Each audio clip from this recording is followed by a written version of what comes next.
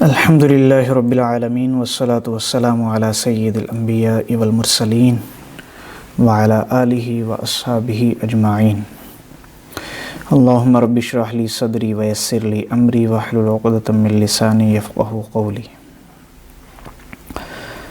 اللہم ارنا الحق حقا وارزقنا اتباعہ وارنا الباطل باطلا وارزقنا اجتنابہ۔ اللہم صلی علی سیدنا و مولانا محمد وعلی آل سیدنا و مولانا محمد وبارک وسلم۔ جی عزیز سامعین کرام، ہم پچھلے چند سبقوں سے حدیث جبرائیل کا مطالعہ کر رہے ہیں، حدیث جبرائیل کا سبق جو ہے پڑھ رہے ہیں۔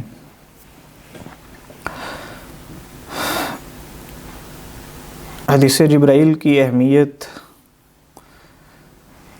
اور دین میں اس کا کیا مقام ہے وہ ہمارے سامنے بڑی تفصیل کے ساتھ آ چکا ہے۔ اسی طرح حدیث جبرائیل میں حضرت جبرائیل نے آپ صلی اللہ علیہ وسلم سے جو سوالات کیے تھے ان میں سے پہلے 3 سوالات کے جوابات بھی تفصیل سے پچھلی نشستوں میں ہمارے سامنے آ چکے ہیں۔ ایک مرتبہ خلاصہ میں پھر عرض کر دیتا ہوں تھوڑا سا کہ اس موقع پر حضرت جبرائیل علیہ السلام بالکل خلاف توقع دوسرے بھیس میں اور ایسی وضع اختیار کر کے آئے تھے کہ کوئی بھی ان کو پہچان نہیں سکا تھا۔ انہوں نے آخر تک اپنی حالت کو مخفی رکھا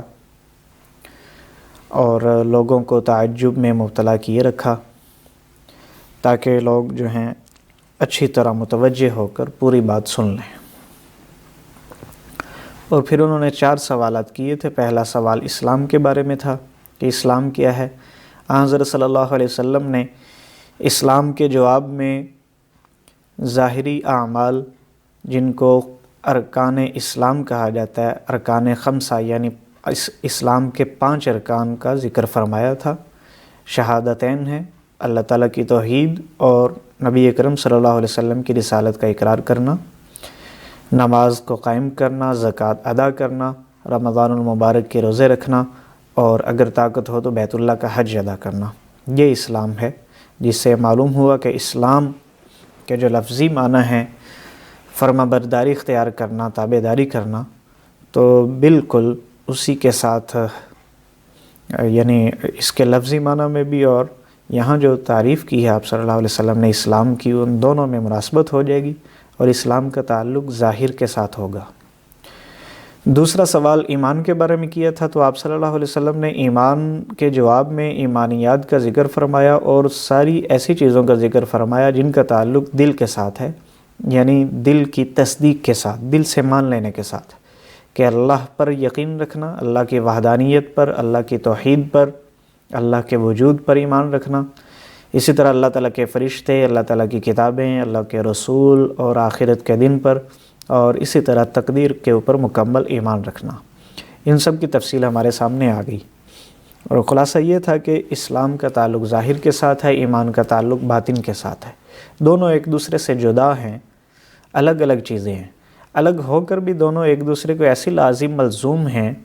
کہ دونوں ایک دوسرے کے بغیر پائی نہیں جا سکتی۔ ہم مسلمان اسی کو کہیں گے جو ہمیں مومن لگ رہا ہوگا، جو ایمانیات کا سب کا اقرار کرے گا، اور مومن بھی اسے کہیں گے جس میں اسلام کی ساری علامات پائی جا رہی ہوں گی۔ لیکن اللہ کے نزدیک یہ الگ چیزیں ہیں، یعنی اسلام اور چیز ہے، ایمان اور ہے۔ ایسا ہو سکتا ہے کہ کوئی مسلمان ہو لیکن اللہ کے ہاں وہ مومن نہ ہو، لیکن چونکہ ایمان کا تعلق دل سے ہے تو انسان کسی کے دل کی بات کا فیصلہ نہیں کر سکتا، یہ اللہ تعالیٰ ہی کے اختیار میں ہے۔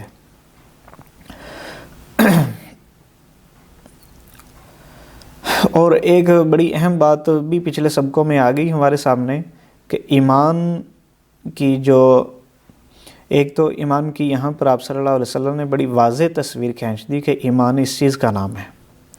اگر تمام روایات کو، احادیث کو، آیات کو جو اس سے متعلق ہیں ان کو سامنے رکھا جائے تو یہ بات واضح طور پہ سامنے آ جاتی ہے کہ ایمان نام ہے ان تمام چیزوں پر ایمان رکھنے کا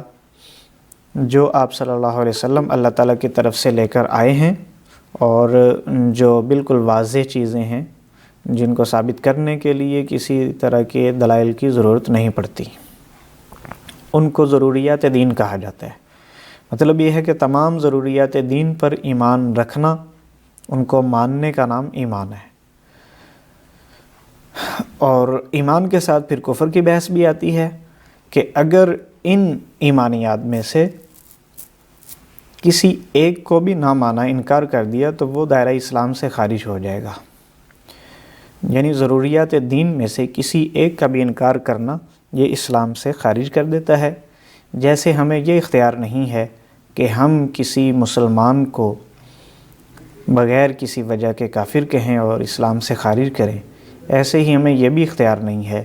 کہ ہم کسی ایسا جو کافر ہے، کفر کرتا ہے، اس کو بلا وجہ مسلمان کہہ دیں اور اسلام میں داخل کریں۔ یہ اللہ تعالیٰ کی طرف سے متعین کردہ چیزیں ہیں، اور یہ ایک حساس مسئلہ ہے جس کے اوپر علماء جائزہ لے کر تمام پہلوؤں کو دیکھ کر، ایمانیات اور کفر کی تمام علامات کو دیکھ کر ہی کچھ فیصلہ کر سکتے ہیں، اور اس میں کیس ٹو کیس فیصلہ ہوتا ہے۔ کسی پر ایسے ہی یعنی سرسری نظر کے ساتھ کسی کے اوپر فیصلہ نہیں کیا جا سکتا کہ یہ کافر ہو گیا ہے یا یہ مسلمان ہے، مومن ہے۔ تو یہ ایک حساس معاملہ ہے۔ تیسری چیز جو آپ صلی اللہ علیہ وسلم نے جس کا جواب ارشاد فرمایا تھا وہ احسان ہے۔ احسان کا لغوی معنی بھی، اصطلاحی معنی بھی ہمارے سامنے آ گیا۔ اسلام ویسے کہتے ہیں کہ اچھا بنانا، کسی چیز کو اچھے طریقے سے سر انجام دینا، اور اصطلاحی معنی اور ڈیفینیشن آپ صلی اللہ علیہ وسلم نے یہاں بیان فرما دی کہ احسان یہ ہے کہ اللہ کی عبادت ایسے کرو جیسے اللہ کو دیکھ رہے ہو، اس لیے کہ اگر تم اللہ تعالیٰ کو نہیں دیکھ رہے تو اللہ تعالیٰ بہرحال تمہیں دیکھ رہا ہے۔ تو احسان میں آپ صلی اللہ علیہ وسلم نے بڑے واضح انداز میں عبادت کا مقصد اور اسی طرح عبادت کے دوران یا عبادت کس طرح سر انجام دی جائے گی وہ بیان فرما دیا ہے۔ اور یہ جو احسان ہے اس کا تعلق بھی چونکہ دل کے ساتھ ہے، دل کے فعل کے ساتھ ہے، کہ کسی بھی عبادت کو سر انجام دیتے ہوئے اللہ تعالیٰ کی اتنی توجہ، اتنا دھیان ہو کہ انسان یہی سمجھے کہ میں اللہ تعالیٰ کو دیکھ رہا ہوں، اللہ تعالیٰ کے بالکل سامنے ہوں۔ اس کا تعلق دل کے ساتھ ہے۔ اس کے لیے دل کی مشق ضروری ہے، دل کا پاک ہونا ضروری ہے۔ چنانچہ آپ صلی اللہ علیہ وسلم کی احادیث میں، روایات میں کثرت سے ایسی باتیں مل جاتی ہیں جن میں دل کے افعال کو درست کرنے کا حکم دیا گیا ہے، دل کی اصلاح کا حکم دیا گیا ہے، اور یہ بھی فرمایا ہے آپ صلی اللہ علیہ وسلم نے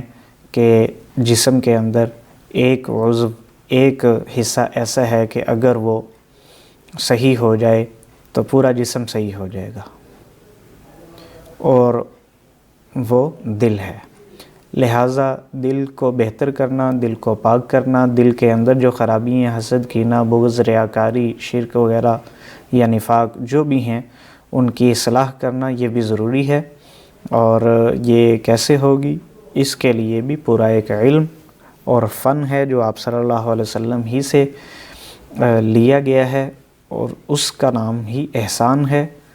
اسی احسان کو عرف میں تصوف بھی کہتے ہیں۔ البتہ تصوف میں بہت سے لوگوں نے غیر ضروری چیزیں شامل کر دی ہیں جن کی وجہ سے بعض کچھ لوگ جو ہیں اس سے متنفر ہو گئے، لیکن اصلاً یہ مسلمانوں کا، اہل سنت والجماعت کا علم ہے، جیسے دوسرے علوم ہیں اسی طرح احسان بھی ایک علم ہے، ایک فن ہے۔ لہٰذا اس کو سیکھنا بھی ضروری ہے، اور اسی کے ذریعے سے ہی دلوں کی صفائی ہوتی ہے۔ اگلا سوال حضرت جبرائیل علیہ السلام نے قیامت کے بارے میں فرمایا اور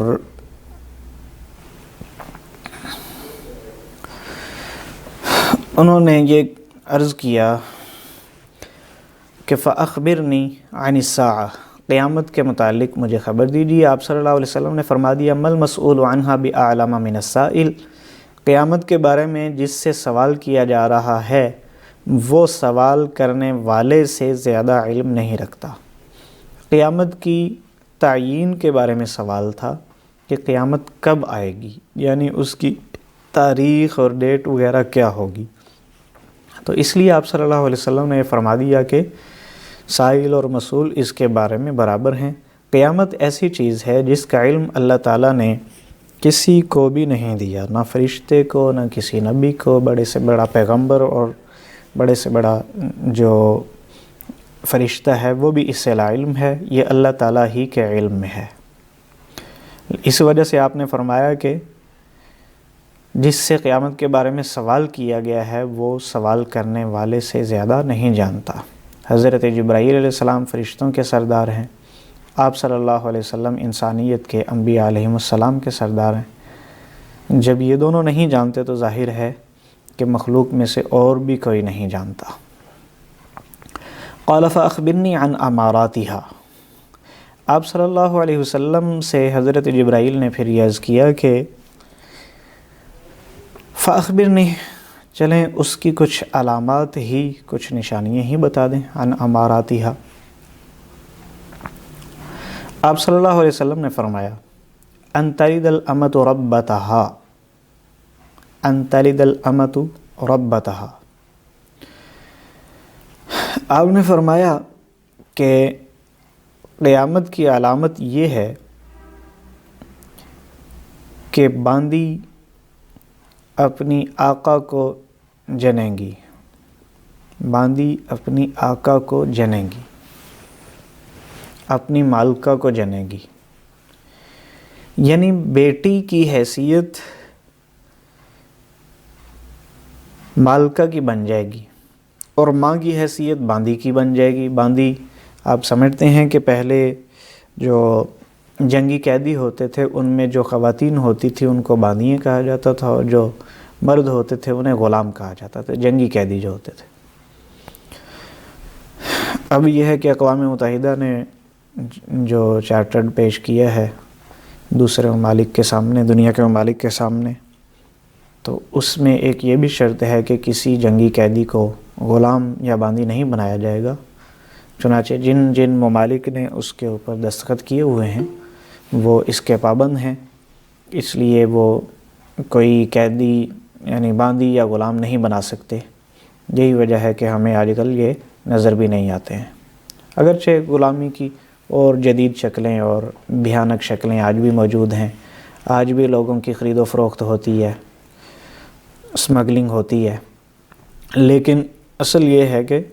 یہ خلاف قانون ہے، اور جو چیز خلاف قانون ہو، کسی جائز چیز پر اگر قانون بنا دیا جائے تو شریعت بھی اس کو مان لیتی ہے، اور یہ بھی ایک جائز چیز ہے کہ کسی کو غلام نہیں بنایا جائے گا، لہٰذا شریعت اس کو تسلیم کرتی ہے۔ اور جو ممالک اس معاہدے کے پابند ہیں، جنہوں نے اس کا دستخط کیا ہوا ہے، تو وہ شرعاً بھی پابند ہوں گے، لہٰذا وہ غلام یا باندی نہیں بنائیں گے۔ آپ صلی اللہ علیہ وسلم نے بڑی واضح ایک ایسی علامت قیامت کی یہاں بیان فرما دی ہے جس کو ہر شخص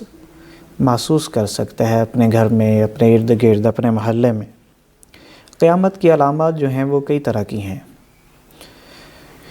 بعض علامات وہ ہیں جن کو علامات بعیدہ کہا جا سکتا ہے، یعنی دور کی ہیں۔ بعض وہ ہیں جو متوسطہ ہیں، یعنی درمیانہ، ان کا قیامت سے جو فاصلہ ہے وہ درمیانہ سا ہے، زیادہ دور نہیں ہے۔ اور بعض وہ ہیں جو بالکل قریب ہیں، قیامت کے ساتھ ملی ہوئی ہیں۔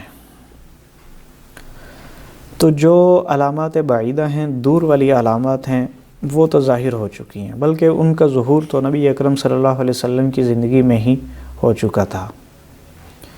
بلکہ خود آپ صلی اللہ علیہ وسلم کا تشریف لانا ہی قیامت کی علامت ہے، کیونکہ جب آپ صلی اللہ علیہ وسلم تشریف لے آئے،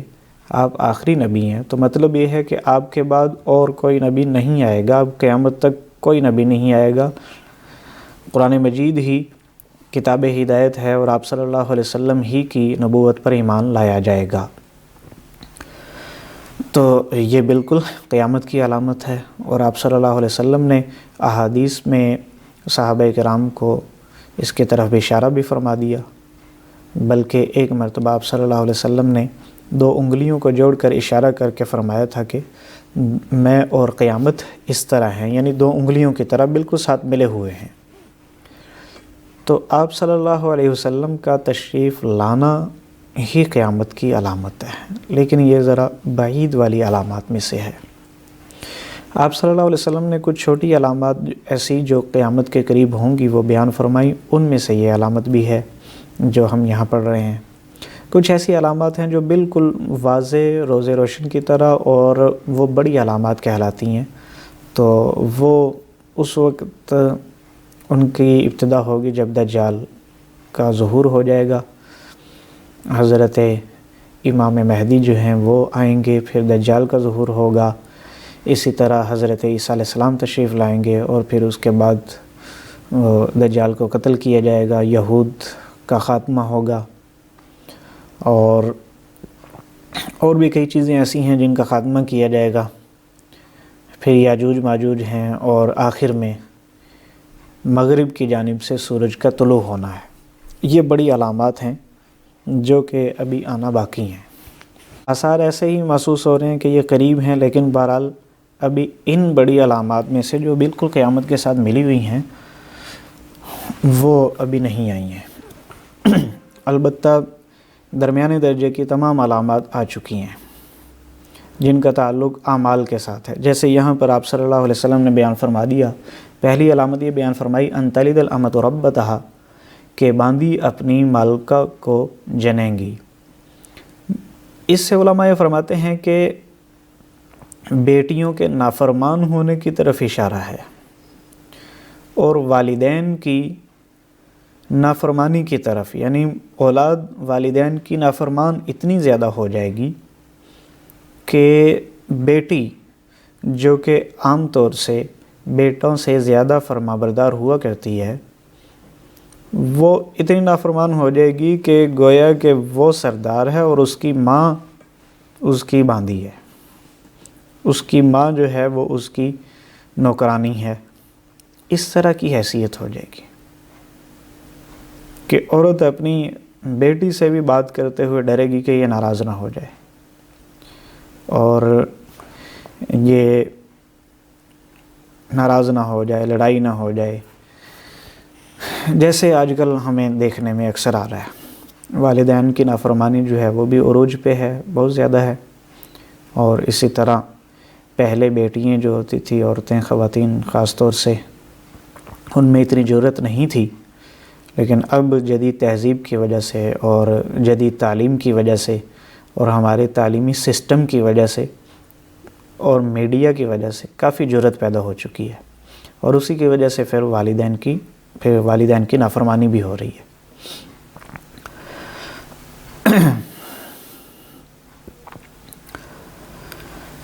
تو آپ صلی اللہ علیہ وسلم نے یہ علامت بیان فرما دی کہ عورت اور لڑکی وہ اپنی ماں کی اور اپنے والدین کی اتنی زیادہ نافرمان ہو جائے گی۔ اور ویسے بھی دیکھیں کہ علماء یہ بھی فرماتے ہیں کہ اس سے اس چیز کی طرف بھی اشارہ ہے کہ جب نااہلوں کو ذمہ داریاں دے دی جائیں، نااہلوں کو حکومت دے دی جائے، ان کو سرداری دے دی جائے، ان کو انتظامی امور سپرد کر دیے جائیں، تو اس کی طرف آپ صلی اللہ علیہ وسلم نے اشارہ فرمایا ہے۔ اور ویسے بھی ایک دوسری حدیث میں بھی آپ نے ارشاد فرمایا ہے کہ جب نااہل کو کوئی کام سونپا جائے تو پھر قیامت کا انتظار کرو۔ تو اب ایسے ہی ہے، حکومت کے جو بڑے معاملات ہیں وہ سارے کے سارے آپ دیکھ رہے ہیں کہ کیسے لوگوں کے ہاتھ میں ہیں،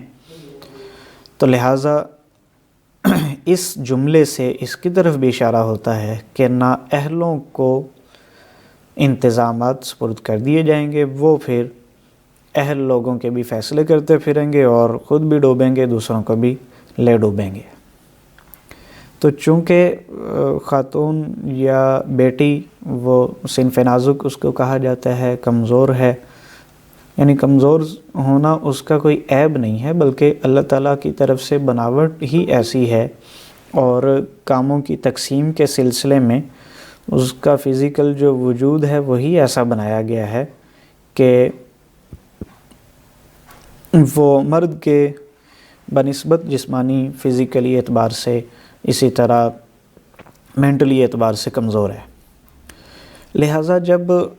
ایسے بندے کو جو ان چیزوں میں کمزور ہے، جب اس کو انتظامی امور اور حکومت کے امور سپرد کر دیے جائیں، حالانکہ وہ اس کا اہل نہیں تھا لیکن اس کو بٹھا دیا گیا، تو سمجھو کہ قیامت قریب ہے۔ تو اس کی طرف آپ صلی اللہ علیہ وسلم نے یہاں سے اشارہ فرما دیا کہ باندی اپنی آقا کو جنے گی، یعنی معاملات جو ہیں وہ نااہلوں کے سپرد کر دیے جائیں گے۔ تو جب اس کی ایک گویا کہ مثال دے دی ہے، اس ایک قاعدے اور ضابطے کی مثال دے دی ہے کہ جب عورت کے سپرد سارے معاملات کر دیے گئے، حالانکہ اس کے ذمے اور معاملات تھے لیکن اس کو دوسرے معاملات سپرد کر دیے گئے، تو یہ جیسے قیامت کی علامت ہے، اور یہ بھی اسی میں سے ہے کہ نااہل کو کوئی چیز سپرد کر دینا۔ اگر اس کو تھوڑا سا واضح مثال سے سمجھنا چاہیں تو یہ ایسے ہے جیسے مثال کے طور پر، یہ میں اس لیے کہہ رہا ہوں کہ خواتین کے بارے میں ایسا نہ سوچا جائے کہ وہ یعنی فضیلت کے اعتبار سے پیچھے ہیں، نہیں، یہ نہیں ہے۔ اللہ تعالیٰ نے تقسیم کار ایسی کر دی ہے۔ اب کسی ڈاکٹر سے انجینئرنگ کا جو سوالات ہیں وہ نہیں کیے جائیں گے اور نہ ہی اس سے وہ کام لیا جائے گا، کسی انجینئر سے ڈاکٹری والے کام نہیں لیے جائیں گے، اسی طرح جو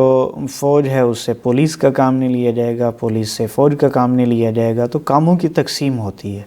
اسی طرح مرد سے عورت کا کام نہیں لیا جائے گا، عورت سے مرد کا کام نہیں لیا جائے گا۔ مرد سے یہ نہیں کہا جائے گا کہ بھئی تم گھر میں بیٹھو بچے پیدا کرو۔ تو جیسے مرد کو یہ مشکل لگتا ہے کہ بچہ پیدا کرنا اس کے بس کی بات نہیں ہے، اللہ تعالیٰ نے اس کو بچہ پیدا کرنے کے لیے بنایا نہیں ہے، تو اسی طرح کے یہ امور ہیں جو اللہ تعالیٰ نے مردوں کے سپرد کیے ہیں، گویا کہ عورتوں کو ان کاموں کے لیے بنایا نہیں ہے۔ تو اس میں نہ کسی کی کوئی کمی ہے، نہ کوئی تقصیر ہے، نہ یہ ہے کہ وہ افضل ہے اور یہ غیر افضل ہے، ایسا نہیں ہے۔ بس ایک انتظامی اللہ تعالیٰ نے تقسیم فرمائی ہے۔ لیکن جب اس تقسیم کو الٹ کر کے رکھ دیا جائے گا اور کام جو ہیں ایک کے دوسرے کو سپرد کر دیے جائیں گے، نتیجہ یہ نکلے گا کہ وہ اس کام کا اہل ہی نہیں تھا، نہ اہل کے سپرد کام کر دیے گئے، تو سمجھیں کہ قیامت قریب ہے۔ تو امید ہے کہ اس جملہ کا مطلب سمجھ میں آ گیا ہوگا۔ اس کے بعد آپ صلی اللہ علیہ وسلم نے ایک اور علامت بیان فرمائی۔ آپ نے ارشاد فرمایا وَأَن تَرَى الْحُفَاةَ الْعُرَاةَ الْعَالَةَ رِعَاءَ الشَّاءِ يَتَطَاوَلُونَ فِي الْبُنْيَانِ، فرمایا کہ جب دیکھو آدمی کے پاؤں میں جوتے بھی نہیں ہیں، یعنی ایسے آدمی حفات جو ننگے پاؤں ہیں، العراۃ جن کے بدن پر کپڑا نہیں ہے، یعنی ننگے بدن ہیں، العالۃ محتاج یعنی جن کے پیٹ میں روٹی نہیں ہے، بالکل فقیر ہیں، رعاء الشاء بکریوں کے چرواہے، بکریوں کو چرانے والے، یتطاولون فی البنیان یہ لوگ لمبی لمبی اور اونچی اونچی عمارتیں کھڑی کرنے میں ایک دوسرے سے سبقت کریں گے۔ یتطاولون فی البنیان عمارتیں بنانے میں ایک دوسرے سے سبقت کریں گے، ایک دوسرے سے آگے نکلنے کی کوشش کریں گے۔ تو یہ بھی قیامت کی علامت ہے، یعنی ایک آدمی ایسا ہے ایک وقت میں حفات ننگے پاؤں تھا، پہننے کے لیے اس کے پاس جوتے ہی نہیں ہیں، اور رات ننگا بدن ہے، پورے کپڑے نہیں ہیں پہننے کے لیے، آدھے بدن پہ کپڑے ہیں آدھے پہ موجود نہیں ہیں، یا پھٹے پرانے کپڑے ہیں۔ اسی طرح اعلیٰ محتاج ہے.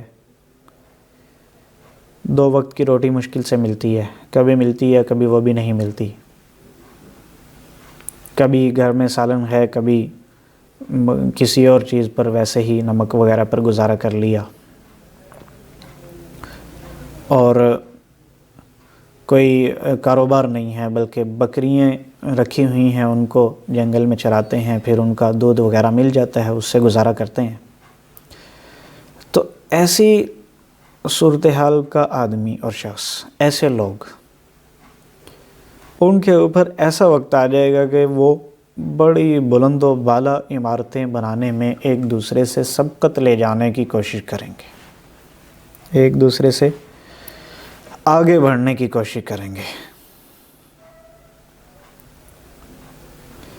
تو سمجھ لو کہ قیامت قریب ہے. آج اگر دیکھا جائے تو یہ مثال بھی ہمارے سامنے بالکل روز روشن کی طرح واضح ہے. اگر عرب کا ہم مشاہدہ کریں، خلیج عرب کے ارد گرد اور بحیرہ عرب کے ارد گرد، یعنی جو عرب ریاستیں ہیں، ان کو اگر دیکھا جائے تو ان بیچاروں کا یہی معاملہ ہے. چند سال پہلے، چند دہائیاں پہلے تک، جب تک وہاں سے تیل نہیں نکلا تھا، تو وہ لوگ اسی طرح تھے بیچارے، یعنی کھجور کے ساتھ، زیتون کے ساتھ. زیتون سو آج کل مہنگا ہے، یہ نہیں سمجھنا چاہیے کہ وہ اس وقت بھی مہنگی چیز خرید کے کھاتے تھے، بلکہ ان کے علاقے میں ہوتا تھا. یعنی تیل کے ساتھ یا کھجور کے ساتھ کھانا کھا لیا، بس روکھی سوکھی پر گزارا. اور دنیا میں جو جیسے بڑی قومیں جو ہوتی ہیں، بڑی ترقی یافتہ متمدن قومیں، ان میں شمار نہیں تھا. لیکن جیسے ہی تیل وہاں سے برآمد ہوا ہے، تو اس خطے کے پورے حالات جو ہیں وہ تبدیل ہو گئے ہیں. اور دنیا کی سب سے جو بڑی اور بلند و بالا عمارتیں ہیں، آپ کو اسی خطے میں نظر آئیں گی. اور باقاعدہ وہاں جو لوگ گئے ہیں، انہوں نے مشاہدہ کیا ہے، وہ بتاتے ہیں کہ وہاں ایک دوسرے سے آگے بڑھنے کی عمارت بنانے میں اسی طرح دوڑ لگی ہوئی ہے، جیسے آپ صلی اللہ علیہ وسلم نے فرمایا کہ ایسے لوگ ایک دوسرے سے آگے بڑھنے کی کوشش کریں گے، ایک دوسرے سے اونچی عمارتیں بنانے کی کوشش کریں گے. اور ڈاکٹر صاحب نے اپنی کتاب میں لکھا ہے، ڈاکٹر اسرار صاحب نے، کہ وہ ایک وقت میں UAE میں گئے تھے. وہاں انہوں نے دیکھا کہ ایک بالکل صحیح جو عمارت تھی، بظاہر وہ کوئی ٹوٹی ہوئی نظر نہیں آ رہی تھی، لیکن اس کو بھی توڑا جا رہا تھا. جب ان سے پوچھا گیا کہ بھئی یہ ہم کیوں توڑ رہے ہیں، تو انہوں نے بتایا کہ اس کے بالکل پڑوس میں، اس کے ساتھ ہی اس سے بھی اونچی عمارت بن گئی ہے، لہٰذا اس کے صحیح اور بالکل نئی ہونے کے باوجود اس کو ختم کیا جا رہا ہے، تاکہ اس کے بازو میں اور اس کے پہلو میں اس سے بھی بڑی عمارت بنائی جا سکے. آج کل آپ جانتے ہیں کہ متحدہ عرب امارات میں برج الخلیفہ ہے، جو پوری دنیا کی سب سے اونچی عمارت ہے. یہ بھی سنا گیا ہے کہ عرب ہی کے کسی دوسری کنٹری میں، ملک میں، اس سے بھی اونچی عمارت بنانے کی کوشش ہو رہی ہے. تو عمارات اور عمارت پر پیسہ خرچ کرنا، بلڈنگیں بنانا، عرب میں یہ سب کچھ ہو رہا ہے. بلکہ اب تو یہ کہنا چاہیے کہ عرب بھی تھوڑا پیچھے چلے گئے ہیں. یہ علامت اگر تلاش کرنی ہو تو ہم اپنے ارد گرد بالکل تلاش کر سکتے ہیں، ہمیں وہاں جانے کی ضرورت نہیں ہے. ان کے اندر بھی بالکل واضح طور پہ علامت پائی جا رہی ہے، لیکن یہاں پر بھی یہ علامت واضح ہے. ہمارے شہروں میں آپ دیکھ رہے ہیں کہ ارد گرد نئی سوسائٹیاں بن رہی ہیں. ہمارے شہروں کے ارد گرد زرعی زمینیں تھیں. یہاں یہ جو لاہور، گوجرانوالا اور GT روڈ کے اوپر جو شہر ہیں، زرعی زمینیں ہیں، اور لوگ جو کھیتی باڑی کرنے والے تھے، ان کی زمینیں یہ جو سوسائٹیاں ہیں ان کے اندر آ گئیں. بعض کی زمینیں موٹر ویز وغیرہ یا ان کے قریب آ گئیں. تو ایک دم سے زمین کا جو ریٹ ہے وہ زمین سے آسمان پہ چلا گیا. اب میں اگر اپنے گاؤں کی خود بات کریں تو ہمارے گاؤں میں پہلے تقریباً کوئی 30 لاکھ کے قریب ایکڑ تھا، لیکن اب وہاں ایک سڑک بنی اور پھر دوسری بنی، اب یہ ہے کہ 1 ایکڑ کی جو قیمت ہے وہ گاؤں میں 2 کروڑ سے 3 کروڑ سے بھی اوپر ہے، یعنی دنوں میں ہی ایسا ہو گیا ہے۔ اور جو تھوڑا پیچھے ہیں ان کے بھی ریٹ کافی بڑھ گئے ہیں، پہلے 30 تھے تو اب ڈبل ہو گئے ہیں، اوپر چلے گئے ہیں۔ جو روڈ کے بالکل اوپر ہیں ان کے تو 2-3 کروڑ سے بھی اوپر چلا گیا۔ پھر یہی لوگ جب اپنی زمینیں بیچتے ہیں، اور یہ مثالیں بھی آپ کے سامنے ہوں گی، جب زمینیں بیچی ہیں پہلے بالکل کھیتی باڑی کر رہے تھے، جانور پال رہے تھے، لیکن جیسے ہی پیسہ آیا، کروڑوں روپیہ پاس آ گیا، تو اب یہی لوگ جو ہیں ایک دوسرے سے آگے نکل رہے ہیں، کوٹھیاں جو ہیں وہ ایک دوسرے سے بڑی تعمیر کرنے کی کوشش کر رہے ہیں، بڑے سے بڑا محل بنانے کی کوشش کر رہے ہیں۔ تو یہ صورتحال ہمارے سامنے یہاں پر بھی موجود ہے۔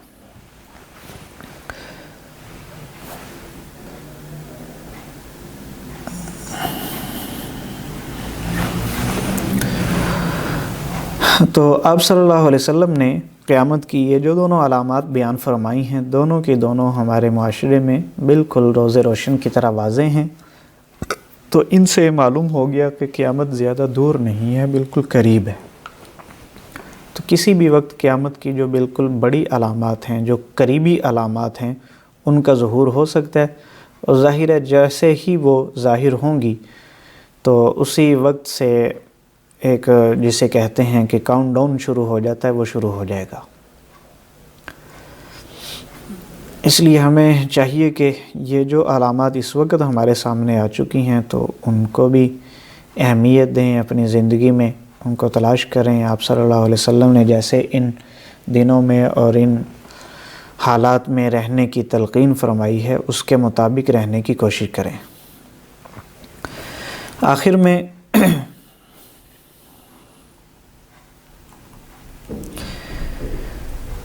آپ صلی اللہ علیہ وسلم نے حضرت جبرائیل کے بارے میں، بلکہ حضرت عمر رضی اللہ تعالیٰ عنہ فرماتے ہیں کہ ثم انطلق فلبثت ملیا، فرماتے ہیں کہ حضرت جبرائیل جو تھے وہ چلے گئے، یعنی اس وقت تو ان کو معلوم نہیں تھا کہ یہ حضرت جبرائیل ہیں۔ انہوں نے کہا کہ وہ شخص چلا گیا، فلبثت ملیا، پھر میں کچھ عرصہ ٹھہرا رہا۔ فلبثت ملیا الفاظ ایسے ہیں، مطلب یہ ہے کہ میں کچھ متردد سا رہا، کچھ عرصہ ٹھہرا رہا، کہ آپ صلی اللہ علیہ وسلم سے سوال نہیں کر سکا کہ یہ آدمی کون تھے۔ پھر آپ صلی اللہ علیہ وسلم نے بعد میں خود ہی حضرت عمر رضی اللہ تعالیٰ عنہ سے یہ فرمایا، ثم قال لی یا عمر اتدری من السائل، آپ صلی اللہ علیہ وسلم نے فرمایا کہ اے عمر، کیا تم جانتے ہو کہ سائل کون تھا؟ اتدری من السائل یعنی کیا تم جانتے ہو، تمہیں علم ہے کہ وہ سوال کرنے والا شخص کون تھا؟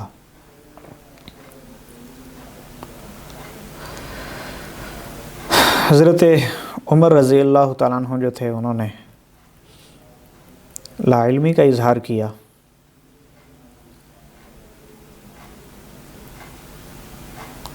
اور یہ کہا کہ اللہ و رسولہ اعلم، کہ اللہ اور اس کا رسول زیادہ جانتے ہیں۔ یعنی انہوں نے یہ فرمایا کہ مجھے تو علم نہیں ہے، اللہ تعالیٰ کو تو ظاہر ہے کہ ہر چیز کا علم ہے، اور آپ صلی اللہ علیہ وسلم سے چونکہ انہوں نے بات چیت کی تھی تو آپ صلی اللہ علیہ وسلم کو بھی اس کا علم ہوگا، یا اللہ تعالیٰ نے آپ کو بتا دیا ہوگا تو آپ کو علم ہوگا ضرور اس چیز کا۔ تو صحابہ کرام میں یہ ایک ادب والی بات تھی، صحابہ کرام کی تو ساری باتیں ہی ادب والی تھیں ماشاءاللہ،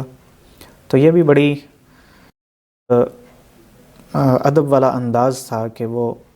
ایسی باتوں میں علم کو اللہ اور اس کے رسول کی طرف لوٹا دیتے تھے کہ اللہ اور اس کا رسول ہی بہتر جانتے ہیں، کیونکہ آپ صلی اللہ علیہ وسلم تو سوال کر رہے ہیں۔ تو سوال جب کوئی کرتا ہے آزمانے کے لیے تو مطلب یہی ہوتا ہے کہ اس کو اس کا جواب معلوم ہے۔ اس سے یہ نہیں مراد لیا جائے گا کہ آپ صلی اللہ علیہ وسلم غیب جانتے ہیں۔ غیب کی نفی قرآن مجید میں واضح طور پر اللہ تعالیٰ نے فرما دی ہے، قُلْ لَا يَعْلَمُ مَنْ فِي السَّمَاوَاتِ وَالْأَرْضِ الْغَيْبَ إِلَّا اللَّهُ، اللہ تعالیٰ نے فرما دیا کہ آپ کہہ دیجئے کہ آسمانوں اور زمین میں کوئی بھی غیب نہیں جانتا مگر اللہ، لا يعلم من فی السماوات والارض الغیب الا اللہ، صرف اللہ کے علاوہ کوئی بھی غیب کا علم نہیں رکھتا۔ غیب کے علم کا مطلب یہ ہے کہ ایسا علم جو ذاتی طور پر ہی حاصل ہو جائے، کسی سے لیا نہ گیا ہو، اور اس میں ہر دنیا کی ہر چیز کا علم ہو جیسے اللہ تعالیٰ کا علم ہے، اس کو علم غیب کہتے ہیں، اور یہ صرف اور صرف اللہ تعالیٰ کو ہے۔ باقی اس کا عقیدہ ہم رکھتے ہیں کہ آپ صلی اللہ علیہ وسلم کو اللہ تعالیٰ نے جتنا علم عطا فرمایا تھا اتنا کسی مخلوق میں سے کسی کو عطا نہیں کیا گیا، لیکن چونکہ آپ صلی اللہ علیہ وسلم کا علم جو تھا وہ ذاتی نہیں تھا بلکہ اللہ تعالیٰ ہی کی طرف سے عطا کیا گیا تھا، اور وہ بھی ہر چیز کے بارے میں تو نہیں تھا، جن چیزوں کا یا جن لوگوں کا پہلی امتوں کے حالات اور اس طرح جو چیز اللہ تعالیٰ کو سکھانا بتانا مقصود تھی ان چیزوں کا علم تھا۔ اور جیسے ہر چیز کا علم جو ہوتا ہے، جیسے کہا جاتا ہے کہ ذرے ذرے کا علم، ریت کے جتنے ذرے ہیں اور سمندر کے جتنے قطرے ہیں اور درختوں میں جتنے پتے ہیں ان سب کا علم، یہ ظاہر ہے کہ صرف اور صرف اللہ تعالیٰ کو ہے۔ تو آپ صلی اللہ علیہ وسلم کا علم مخلوق میں سب سے زیادہ ہے، لیکن ایک بات تو یہ ہے کہ وہ آپ صلی اللہ علیہ وسلم کا علم ذاتی نہیں ہے بلکہ اللہ تعالیٰ کی طرف سے عطا کردہ ہے۔ بس جب یہ بات ہم نے کر دی کہ علم اللہ تعالیٰ کی طرف سے عطا کردہ ہے تو وہ پھر علم غیب نہیں ہے، کیونکہ علم غیب علماء کی اصطلاح میں صرف اس علم کو کہتے ہیں جو ذاتی علم ہو، جو کسی سے بھی حاصل نہ کیا گیا ہو، تو وہ صرف اور صرف اللہ تعالیٰ کا علم ہے۔ لہٰذا یہ جو جملہ ہوتا ہے پوری انسانیت میں سب سے زیادہ علم جو ہے وہ اللہ کے نبی کے پاس ہے۔ جی، مخلوق میں سے تمام جو لوگ ہیں سب سے زیادہ علم آپ صلی اللہ علیہ وسلم کو عطا کیا گیا، سب سے زیادہ۔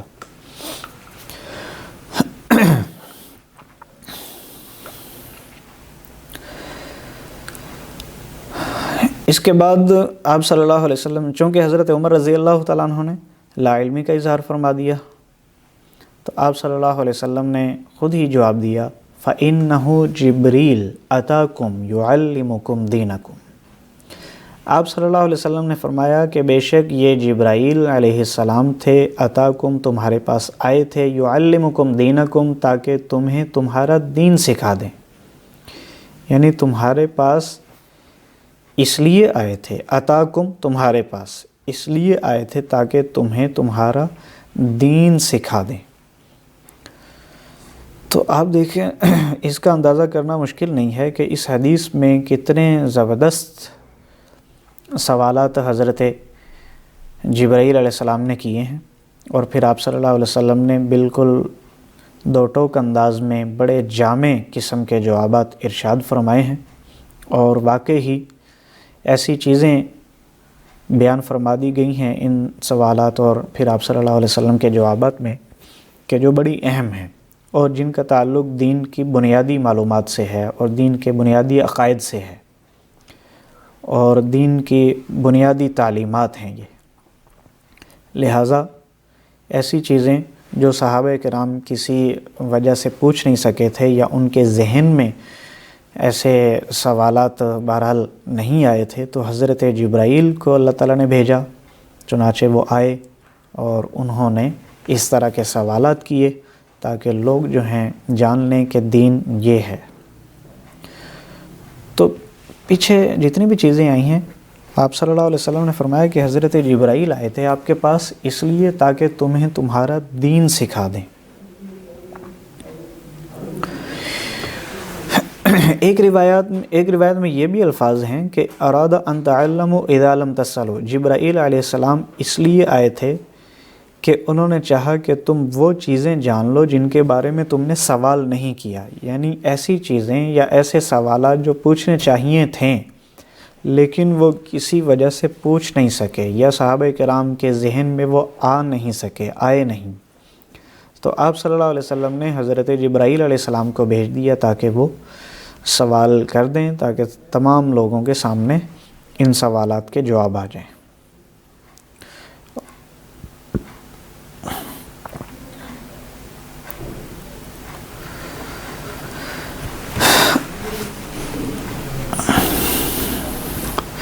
ایک یہاں یہ جو جملہ آ رہا ہے سب سے آخر میں، تو ایک چیز کی طرف توجہ دلانا چاہتا ہوں میں۔ آپ صلی اللہ علیہ وسلم نے فرمایا فَإِنَّهُ جِبْرِيلٌ اتاکم یعلمکم دینکم، تمہارے پاس آئے تھے تاکہ تمہیں تمہارا دین سکھا دیں۔ یہ جو حدیث ہے، حدیث جبرائیل، ظاہر ہے کہ یہ حدیث ہے، یہ قرآن تو نہیں ہے، اور اس حدیث کے ذریعے سے آپ صلی اللہ علیہ وسلم اور حضرت جبرائیل کا جو مکالمہ ہوا تھا، اس کے ذریعے سے امت کو دین سکھا دیا گیا ہے۔ بعض لوگوں کا یہ کہنا ہے کہ دین جو ہے صرف قرآن سے ثابت ہوتا ہے، حدیث سے ثابت ہی نہیں ہوتا۔ آج کل کچھ ایسے لوگ ہیں، یہ تو ساری حدیث ہی دین پر مشتمل ہے، دین کے بنیادی تعلیمات سکھائی گئی ہیں، اور پھر آپ صلی اللہ علیہ وسلم نے آخر میں بتا بھی دیا کہ جبرائیل آئے تھے اس لیے تاکہ تمہیں تمہارا دین سکھا دیں۔ اس سے معلوم ہوا کہ دین جو ہے وہ صرف قرآن مجید سے ثابت نہیں ہوتا، بلکہ قرآن مجید سے بھی اور سنت سے بھی، حدیث سے بھی ثابت ہوتا ہے۔ دین کے احکام جیسے قرآن مجید سے ثابت ہوتے ہیں، اسی طرح حدیث سے بھی ثابت ہوتے ہیں۔ اور حدیث کا پیریڈ شروع کرنے سے پہلے ابتدائی جو کلاسیں تھی، اس میں تفصیل سے یہ بات آ گئی تھی کہ آپ صلی اللہ علیہ وسلم نے جیسے قرآن مجید کے ذریعے سے ہمیں دین سکھایا ہے، اسی طرح حدیث مبارکہ کے ذریعے سے بھی ہمیں دین سکھایا ہے۔ تو جو لوگ حدیث کو حجت نہیں سمجھتے یا اس کو بالکل اس کے مرتبے سے نیچے کر دیتے ہیں، ان کی بات درست نہیں ہے۔ تو یہ جملہ بھی ایسا ہے جس میں آپ صلی اللہ علیہ وسلم نے فرما دیا کہ جبرائیل علیہ السلام آئے تھے اس لیے تاکہ تمہیں تمہارا دین سکھائیں، تو حدیث کے ذریعے سے یہ سارا دین سکھایا گیا ہے۔ تو اس سے معلوم ہوا کہ حدیث کے ذریعے سے بھی اللہ تعالیٰ اور آپ صلی اللہ علیہ وسلم نے امت کو دین سکھایا ہے۔ اللہ تعالیٰ نے بھی آپ صلی اللہ علیہ وسلم کی روایات کے ذریعے، احادیث کے ذریعے سے بہت سے احکام ہمیں سکھا دیے۔ تو حدیث جبرائیل کی جو اہم باتیں تھیں، جو ضروری باتیں تھیں، وہ آپ کے سامنے آ گئی ہیں۔ 4 سوالات جو کیے گئے ہیں، بڑے اہم سوالات ہیں، ان کی بڑی اہم تفصیلات ہیں۔ امید ہے کہ آپ حضرات کو کچھ نہ کچھ ضرور سمجھ میں آ گیا ہوگا۔ تو اس کے بارے میں اگر کسی ساتھی کا کوئی سوال وغیرہ ہو تو وہ ضرور کرے، خاص طور سے ایمان کے بارے میں، اسلام کے بارے میں، احسان کے بارے میں۔ کسی ساتھی کے ذہن میں کوئی سوال ہے تو وہ کریں۔ 1 منٹ میں ذرا چارجنگ پہ نہیں۔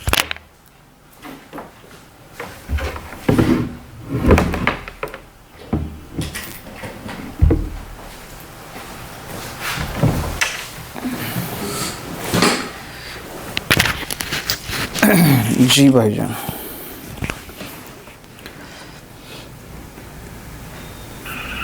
احسان تک پہنچنا تو بہت مشکل ہے نا؟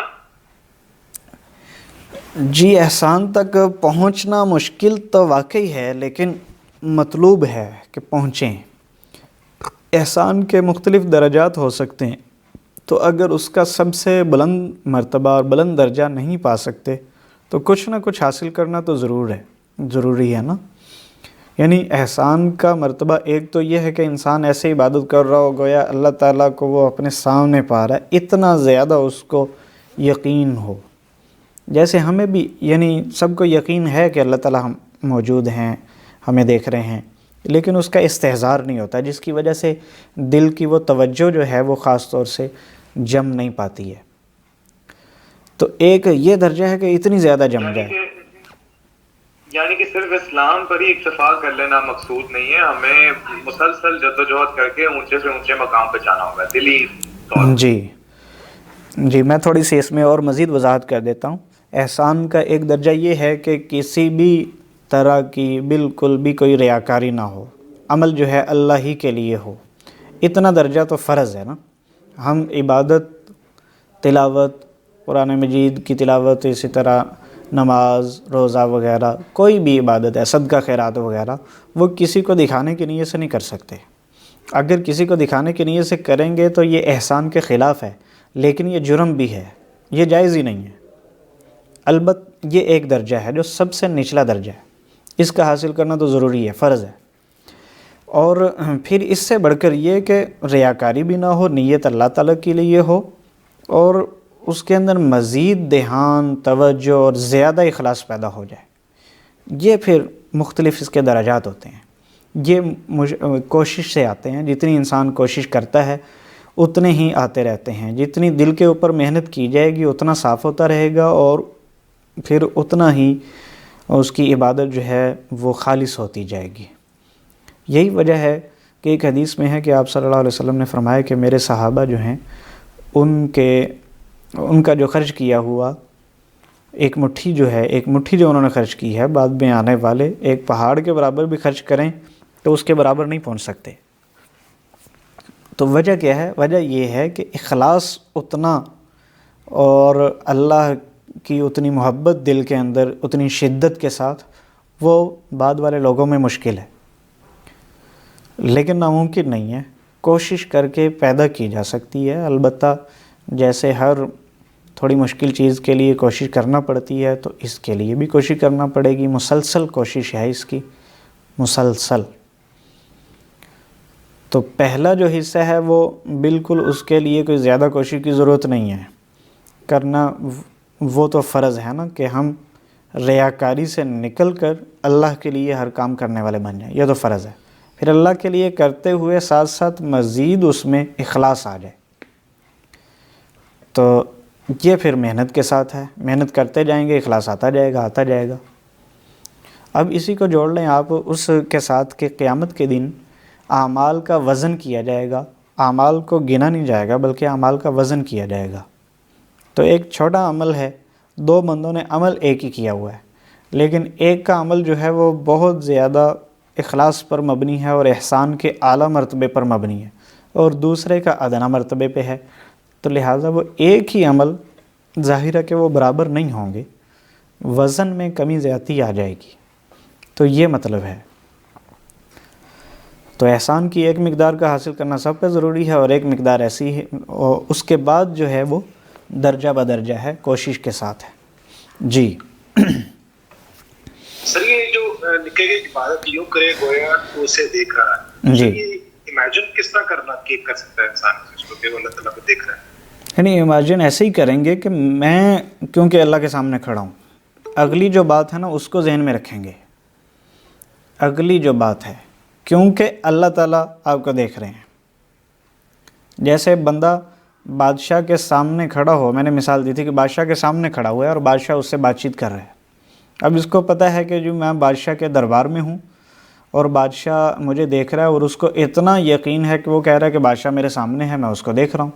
حالانکہ وہ نیچے سر جھکائے کھڑا ہوا ہے، لیکن اس کو یقین اس پختہ درجے کا ہے کہ وہ بالکل بھی ادھر ادھر متوجہ ہونے کی کوشش نہیں کر رہا، اور ہمت بھی اس کی نہیں ہو رہی، اور 100% بادشاہ کی بات سننے کی طرف متوجہ ہے جو اس کے ساتھ بات چیت کر رہا ہے۔ تو اس درجے کا وہ استحضار ہو کہ میں بالکل اللہ تعالیٰ کے سامنے کھڑا ہوں، اور اس وقت ادھر ادھر متوجہ ہونا بالکل بھی مناسب نہیں ہے، تو اس طرح امیجن کرنا ہے۔ یہ مطلب نہیں ہے کہ ہم دل کے اندر تصور کریں کہ یعنی کوئی جسم کی طرح کا کوئی تصور کر لیں، وہ تصور کرنا صحیح نہیں ہے، ایسا تصور نہیں کیا جائے گا۔ تصور صرف یہ کیا جائے گا میں اللہ تعالیٰ کے بالکل سامنے ہوں اور گویا کہ میں اللہ تعالیٰ کو دیکھ رہا ہوں، یعنی اتنا مجھے یقین ہو۔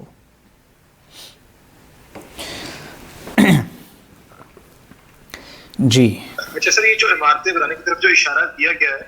یہ ویسے اشارہ دیا گیا ہے کہ یہ قیامت کے نزدیک ہوں گی، لیکن اس کے بنانے میں کوئی بات تو نہیں ہے کہ آپ اگر بلڈنگز بناتے ہیں، بڑے بڑے گھر بناتے ہیں، یا اس طرح چیزیں کرتے ہیں یا ان کی چاہ رکھتے ہیں، دیکھیں وہ بھی غلط زمرے میں آئے گا؟ جی اس میں کافی اصل میں نا کئی درجات ہیں۔ ایک تو یہ ہے کہ مال کو کمانا کہاں سے ہے اس کو دیکھا جائے گا، پھر مال کو لگانا کہاں ہے یہ دیکھا جائے گا، اور یہ بھی دیکھا جائے گا کہ اسراف اور فضول خرچی جو ہے وہ کیا ہے، اور پھر تیسری چیز یہ بھی دیکھی جائے گی کہ نام و نمود اور شہرت جو ہے یہ کیا ہے۔ اگر کوئی آدمی اسراف اور فضول خرچی بھی نہیں کرتا ہے، نام و نمود اور شہرت بھی نہیں اس کو مطلوب، ویسے اپنی آسائش کے لیے، آرام کے لیے اور اپنے بچوں کے لیے، رشتہ داروں کے لیے بڑا گھر بنا رہا ہے، تو اس میں مذائقہ نہیں ہے۔ اس وقت جب کہ مال صحیح طرح سے کمایا ہو اور اس مال سے دوسروں کے اوپر کوئی فخر کرنا بھی مطلوب نہ ہو، مقصد نہ ہو، دل کے اندر ایسا کوئی جذبہ نہ ہو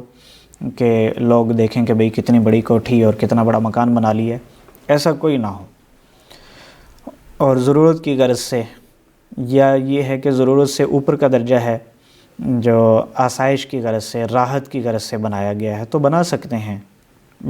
ہیں، بنانے میں حرج نہیں ہے کوئی۔ لیکن عمارت کے اندر ایک بات جو یہاں پہ کہی گئی کہ جی جیسے کہ میں نے یہ عمر نے کہا اللہ تعالیٰ اور اس کا رسول صلی اللہ علیہ وسلم ہی بہتر جانتے ہیں جی۔ آج کل میں اکثر لوگوں کو سنا ہے، ان سے کوئی حال حوال پوچھا جائے نا تو وہ یہ کہتے ہیں کہ اللہ کا اور اللہ کے رسول کا بڑا کرم ہے، اور یہ مستقبل، تو یہ صحیح ہے اس کانٹیکسٹ میں اگر دیکھیں علم غیب جو ہے وہ اور چیز ہے، اور کرم کا ہونا، رحم کا ہونا اور چیز ہے۔ رحمت تو اللہ تعالیٰ نے فرما دیا ہے نا کہ وما ارسلناک الا رحمۃ للعالمین، کہ ہم نے آپ کو دونوں جہانوں کے لیے رحمت بنا کر، یعنی تمام جہانوں کے لیے رحمت بنا کر بھیجا ہے۔ تو ہر چیز میں آپ صلی اللہ علیہ وسلم کی رحمت ہے، اس سے تو کوئی انکار نہیں ہے۔ لیکن ایسے میں جب جیسے ہماری گفتگو ہوتی ہے، حال احوال ہوتے ہیں، تو اس میں اللہ ہی کی طرف منسوب کرنا چاہیے کہ اللہ کا فضل ہے، اللہ کا کرم ہے، کیونکہ اس سے شائبہ جو ہے وہ ذرا شرک کی طرف اور غلط عقیدے کی طرف جاتا ہے۔ اس لیے یہ نہیں کہنا چاہیے کہ اللہ اور اس کے رسول کا کرم ہے، فضل ہے، کیونکہ ایسے لوگ بھی ہوتے ہیں جن کا عقیدہ جو ہے وہ ذرا مختلف ہوتا ہے، صحیح نہیں ہوتا، تو بات دوسری طرف بھی لے جائی جا سکتی ہے۔ یا کوئی ان پڑھ آدمی سنے اور وہ صرف آپ کی بات سننے کی وجہ سے، آپ کا تو یہ عقیدہ نہیں تھا کہتے ہوئے، لیکن وہ سنتے ہوئے وہ اس طرح کا کوئی عقیدہ بنا لے، تو اس لیے احتیاط کرنی چاہیے، ایسے الفاظ نہیں بولنے چاہیے جن میں شرک کا شائبہ ہو اور شرک کی بو ہو، ایسے الفاظ نہیں بولنے چاہیے۔ لہٰذا یہ کہیں کہ الحمدللہ اللہ کا فضل ہے، اللہ کا کرم ہے۔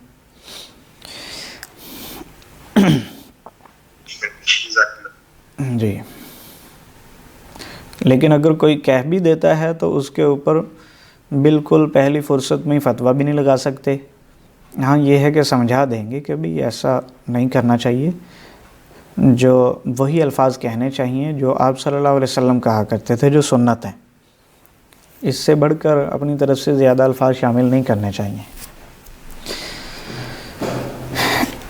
جی، اور وہ کیا کہتے تھے جی رسول کریم صلی اللہ علیہ وسلم کیا فرمایا کرتے تھے؟ دیکھیں آپ صلی اللہ علیہ وسلم ایسے موقع پر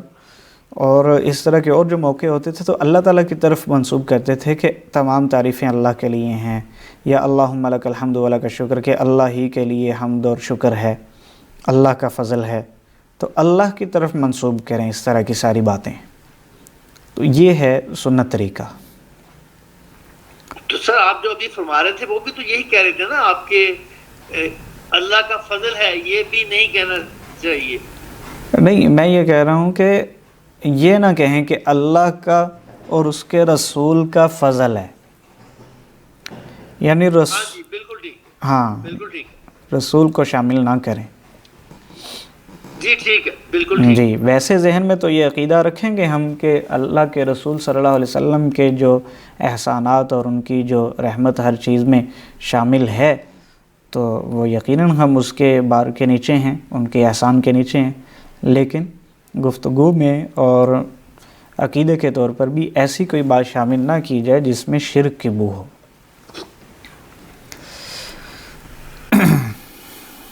ٹھیک ہے جی۔